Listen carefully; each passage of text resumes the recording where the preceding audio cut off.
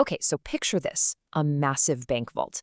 Now imagine that every single action inside that bank, we're talking everything from a simple balance check to a multi-million-dollar transfer, is its own tiny digital vault. And every single one needs its own specific key. So in this explainer, we're going to dig into what those keys are, how they're managed, and why they are, without a doubt, the foundation of modern banking security. Right. This is the big question for any large company, isn't it?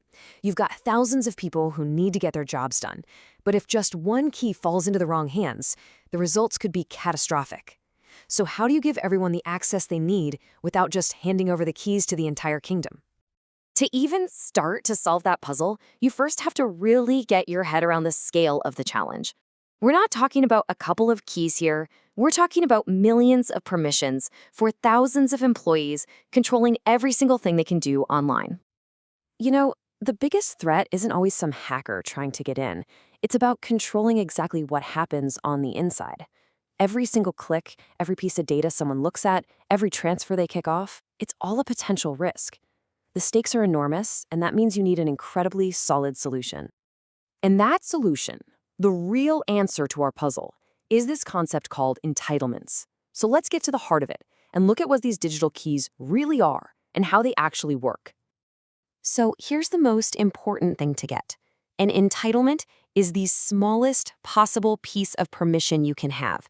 It's not access to the customer database. No, it's one super specific action. The key to read a balance is totally different from the key to change it. And that level of detail, well, it's everything. But you wouldn't just hand an employee a giant bucket with hundreds of individual keys, right? That'd be complete chaos. Instead, you group those keys together on a keyring for a specific job.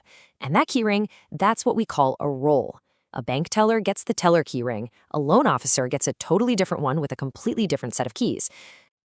And here's how it all fits together. You've got Jane Doe, our user. She gets assigned the bank teller role. Now that role, her keyring, gives her 3 very specific keys: the entitlement to read a balance, the one to process a deposit, and the one to view ID documents. But notice what's missing. She can't approve a loan. Why? Because she simply doesn't have that key. This whole system, it runs on one guiding philosophy, the principle of least privilege. It's a simple idea, but it's so powerful. It just means you get the absolute minimum level of access, the fewest keys possible that you need to do your job. No more, no less. This one simple rule dramatically cuts down the risk across the whole company. Okay, so we get the keys and the keyrings. But how are they actually handed out, used, and, taken back in the real world? Well, that brings us to the access lifecycle. It's a really logical and strict process. So step 1, a new employee is provisioned. They get their keyring. From that moment on, every single time they try to open a door, click a button, the system does an instant authorization check. It asks, is the right key on this ring? If it is, boom, the door opens. If not, access denied. And crucially, the second they leave the company, the entire keyring is just gone, instantly revoked. Now, for the really high-risk stuff, one key just isn't enough, and that's where a critical compliance concept called separation of duties comes into play. Just think of it like a bank vault that needs 2 different people with 2 different keys to get it open. Here's a perfect real-world example. User A has the key to start a big payment, but they absolutely cannot finalize it. For that, you need user B, who has a completely separate key just to approve that payment. This one control makes it impossible for one person to create and approve a bogus transaction, all by themselves. It's a fundamental security check, and it's all enforced by these entitlements. Of course, trying to manage millions of keys requires some pretty specialized tools. The IAM platform is like the master locksmith. It assigns all the key rings. The PAM system is like a special vault just for the master keys, used by the super powerful system admins. And watching over all of it is the CM system. That's the security camera, logging every single time a key is used, whether it worked or not. But what happens over time? Well, people change jobs, they move teams, and old unnecessary keys can start to pile up on their key rings.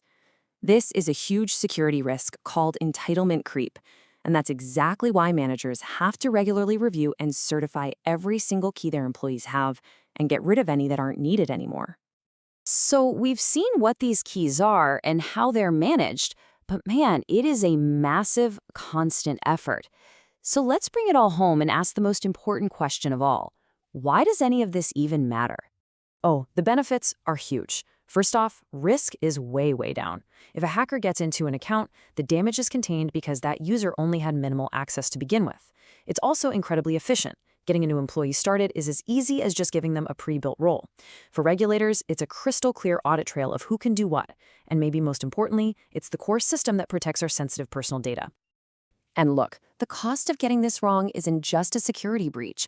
Regulators will hit you with massive fines. We're talking millions of dollars if a bank can't prove exactly who has access to what. So the financial pressure to manage these keys perfectly is absolutely immense. This is where it gets real for all of us. When you call your bank, the reason that agent can only see the last 4 digits of your credit card number, it's because of entitlements. They just don't have that key. But a specialized fraud investigator, in a totally different role, does have that key. This is what it means to build security and privacy right into the system from the ground up. At the end of the day, entitlements aren't just some nerdy IT concept, right? They're the invisible system of checks and balances, millions of digital keys turning in digital locks every single second, protecting our entire financial world. It's this silent security that's just always on. And it really makes you think, doesn't it? Who holds the most important keys where you work?